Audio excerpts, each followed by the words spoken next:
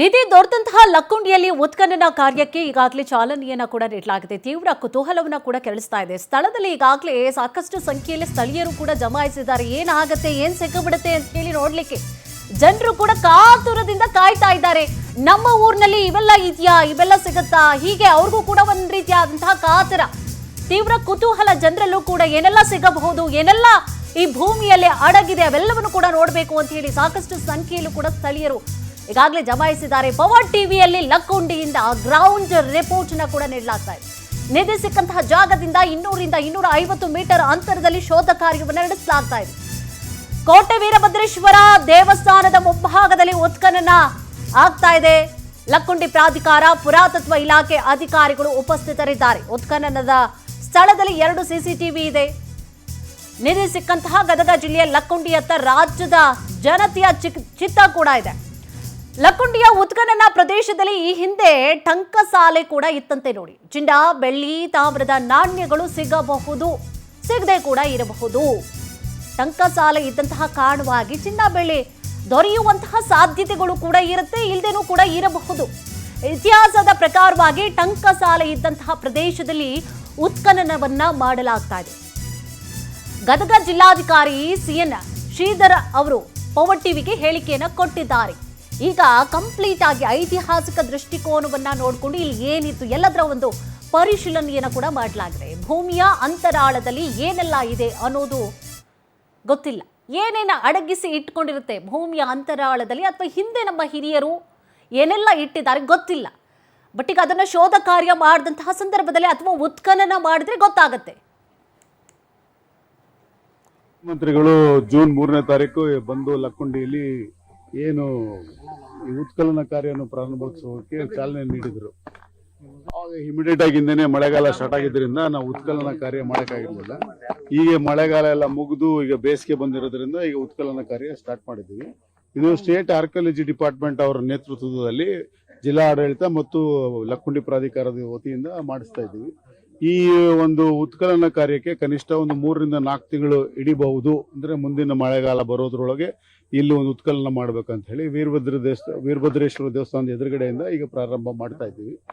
So ಈಗ first ಒಂದು 10x10 ವ್ಯಾಪ್ತಿಯೊಳಗೆ ನಾವು ಉತ್ಖನನ ಮಾಡ್ತೀವಿ.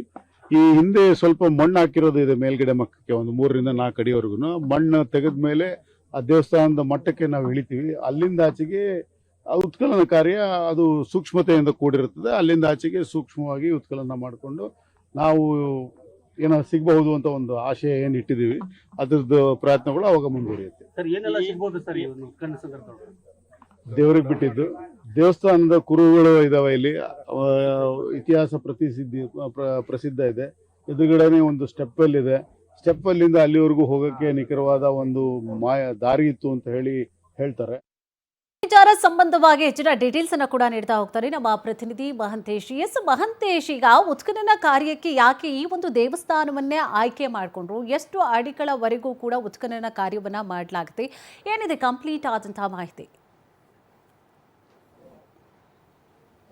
ಹೌದು, ಇವತ್ತು ಗದಗ ಲಕ್ಕುಂಡಿಯ ಗ್ರಾಮದಲ್ಲಿ ಸದ್ಯ ನಾವು ಇರ್ತಕ್ಕಂಥದ್ದು. ಲಕ್ಕುಂಡಿಯ ಕೋಟೆ ವೀರಭದ್ರೇಶ್ವರ ದೇವಸ್ಥಾನವನ್ನು ಯಾಕೆ ಆಯ್ಕೆ ಮಾಡಿಕೊಂಡ್ರು ಅಂತಂದರೆ, ಇಲ್ಲಿ ಅನೇಕ ರೀತಿಯ ಟಂಕಶಾಲೆಗಳಿದ್ದು, 1 ಅಲ್ಲ 2 ಅಲ್ಲ 3 ಟಂಕಶಾಲೆಗಳಿದ್ದು. ಅಂದರೆ ಟಂಕಶಾಲೆಯಲ್ಲಿ ಮುದ್ರೆಗಳನ್ನು ಮುದ್ರಿಸ್ತಾ ಇದ್ರು ಅಂತ ಹೇಳ್ತಾರೆ. ಅಂದರೆ ಬಂಗಾರದ ನಾಣ್ಯಗಳಾಗಿರ್ಬೋದು, ಬೆಳ್ಳಿಯ ನಾಣ್ಯಗಳಾಗಿರ್ಬೋದು, ತಾಮ್ರದ ನಾಣ್ಯಗಳಾಗಿರ್ಬೋದು. ಈ ತಾಮ್ರದ ನಾಣ್ಯಗಳು, ಈ ಎಲ್ಲ ನಾಣ್ಯಗಳನ್ನು ಈ ಒಂದು ಜಾಗದಲ್ಲಿ ಏನು ಮುದ್ರಿಸ್ತಾ ಇದ್ರು. ಮುದ್ರಿಸ್ತಾ ಇದ್ದ ಸಂದರ್ಭದಲ್ಲಿ ಸಹಿತ ಇದು ಎಲ್ಲ ಊರಿನ ಹಿರಿಯರಾಗಿರ್ಬೋದು, ಸಂಬಂಧಪಟ್ಟ ಇಲಾಖೆಯ ಅಧಿಕಾರಿಗಳು ಸಹಿತ ಈ ಜಾಗವನ್ನ ಸದ್ಯಕ್ಕೆ ಅಂದ್ರೆ ಪ್ರಪ್ರಥಮ ಮೊದಲಾಗಿ ಇದನ್ನ ಪ್ರಾರಂಭ ಮಾಡಬೇಕು ಅಂತಂದು ಈ ಕೋಟೆ ವೀರಭದ್ರೇಶ್ವರ ದೇವಸ್ಥಾನದ ಅಂಗಳದಲ್ಲಿ ಈ ಕಾರ್ಯವನ್ನ ಮಾಡ್ತಕ್ಕಂಥದ್ದು. ಸದ್ಯ ಈಗ ಇನ್ನೂ ಉತ್ಖನನ ಪ್ರಾರಂಭವಾಗಿಲ್ಲ. ಇನ್ನು ಈ ಉತ್ಖನನ ಪ್ರಾರಂಭವಾಗಬಾದ್ರೆ ಎಲ್ಲರೂ ಅಧಿಕಾರಿಗಳಾಗಿರ್ಬೋದು, ಸಂಬಂಧಪಟ್ಟ ಇಲಾಖೆ ಅಧಿಕಾರಿಗಳು ಎಲ್ಲರೂ ಸಹಿತ ಈ ಒಂದು ಜಾಗವನ್ನು ಸಹಿತ ಮೀಟಿಂಗ್ ಮಾಡಿಬಿಟ್ಟು ಮುಂದೆ ಮಾಡಬೇಕು ಅಂತ ಹೇಳ್ತಾರೆ. ಸದ್ಯ ಈಗ ತೋರಿಸ್ತಾ ಇದ್ದಾನಲ್ಲ, ಈ ಸ್ಥಳದಲ್ಲಿ ಸಹಿತ ಉತ್ಖನನ ಪ್ರಾರಂಭ ಆಗ್ತಾ ಇದೆ. ಅದು ಸಲಕೆ, ಗುದ್ದಲಿ ಅಥವಾ ಹಾರಿ, ಈ ಒಂದು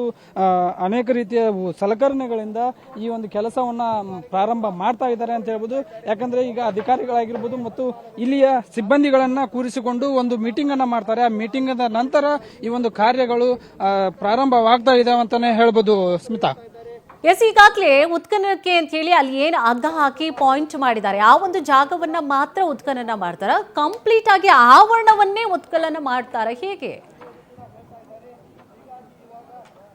ಇಲ್ಲ, ನೀವು ಹೇಳಿದಾಗೆ ಈಗೇನು ಹಗ್ಗ ಹಾಕಿ ಕೆಲಸವನ್ನ ಪ್ರಾರಂಭ ಮಾಡಿದಾರಲ್ಲ, ಈ ಪ್ರಾರಂಭ ಮಾಡಿದ್ದು ಈ ಕೆಲಸ ಹಗ್ಗ ಹಾಕಿದ್ರೆ ಇಲ್ಲಿಂದ ಇಲ್ಲಿ ದೇವಸ್ಥಾನ ಬರುತ್ತೆ, ಕೋಟೆ ದೇವಸ್ಥಾನ ಅಂದ್ರೆ ಕೋಟೆ ವೀರಭದ್ರೇಶ್ವರ ದೇವಸ್ಥಾನದ ಅಂಗಳ ಬರುತ್ತೆ. ಆ ಅಂಗಳದ ಮುಖಾಂತರ ಈಗ ನಮ್ಮ ಕ್ಯಾಮ್ರಾ ವಿಜುವಲ್ಸ್ ಅನ್ನ ತೋರಿಸ್ತಾ ಹೋಗ್ತೀನಿ. ಈ ಕೋಟೆ ಏನಿದೆಯಲ್ಲ, ಕೋಟೆ ವೀರಭದ್ರೇಶ್ವರ ದೇವಸ್ಥಾನ ಅಂತ, ಆ ವೀರಭದ್ರೇಶ್ವರ ದೇವಸ್ಥಾನದ ಮುಂಬಾಗಿಲಿನಿಂದ ಈ ಕಡೆ ಒಂದು ಪಂಚ ಕಲ್ಯಾಣಿ ಅಂತ ಬರುತ್ತೆ, ಅಂದ್ರೆ ಒಂದು ಹೊಂಡ ಅಂತ ಬರುತ್ತೆ. ಆ ಹೊಂಡದ ಮುಖಾಂತರವಾಗಿ ಇಲ್ಲಿಯ ಈ ಹೊಂಡ ತೋರಿಸ್ತಾ ಇದನ್ನಲ್ಲ ನಿಮಗೆ, ಈ ಹೊಂಡದಿಂದ ಆ ಒಂದು ಮುಂಬಾಗಿಲುವರೆಗೂ ಸಹಿತ ಉತ್ಖನನ ಮಾಡ್ತಾ ಇದ್ದಾರೆ ಅಂತ ಹೇಳ್ಬೋದು. ಯಾಕಂದ್ರೆ ಈ ಹೊಂಡದಿಂದ ನಿಮ್ಗೆ ಆಳವಾಗಿದೆ ಅಲ್ಲ, ತೋರಿಸ್ತಾ ಇದನ್ನ ಹೋಗ್ತೀನಿ ನೋಡ್ರಿ ನಿಮ್ಗೆ. ಈ ಹೊಂಡದಿಂದ ಕೆಳಗಡೆ ಸುಮಾರು 5 ರಿಂದ 7 ಫೂಟ್ ಇದೆ. ಆ 7 ಫೂಟಿನ ಮುಖಾಂತರ ಈ ಅಂಗಳ ಮುಟ್ಟದ ಉತ್ಖನನ ಮಾಡಬೇಕಾಗತ್ತೆ. ಉತ್ಖನನ ಮಾಡೋದ್ರಿಂದ ಈ ಒಂದು ಹೊಂಡದಿಂದ ಆ ದೇವಸ್ಥಾನಕ್ಕೆ ಏನು ದಾರಿ ಸಿಗುತ್ತೆ. ದಾರಿ ಸಿಗೋದ್ರಿಂದ ಇಲ್ಲಿ ಏನಾದ್ರೂ ವಾಸ್ತುಶಿಲ್ಪ ಆಗಿರ್ಬೋದು, ಅಥವಾ ಮುದ್ರೆಗಳಾಗಿರ್ಬೋದು, ಬಂಗಾರದ ನಾಣ್ಯಗಳಾಗಿರ್ಬೋದು, ಅಥವಾ ತಾಮ್ರದ ನಾಣ್ಯಗಳಾಗಿರ್ಬೋದು, ಈ ಎಲ್ಲ ನಾಣ್ಯಗಳು ಈ ಒಂದು ಹೊಂಡದಿಂದ ಸುಮಾರು ಆ ದೇವಸ್ಥಾನವರೆಗೂ ಸಿಗುತ್ತವೆ ಅಂತಂದು ಹೇಳ್ತಾ ಇದ್ದಾರೆ. ಎಸ್, ಥ್ಯಾಂಕ್ ಯು ತಮ್ಮೆಲ್ಲ ಡೀಟೇಲ್ಸ್ಗಾಗಿ.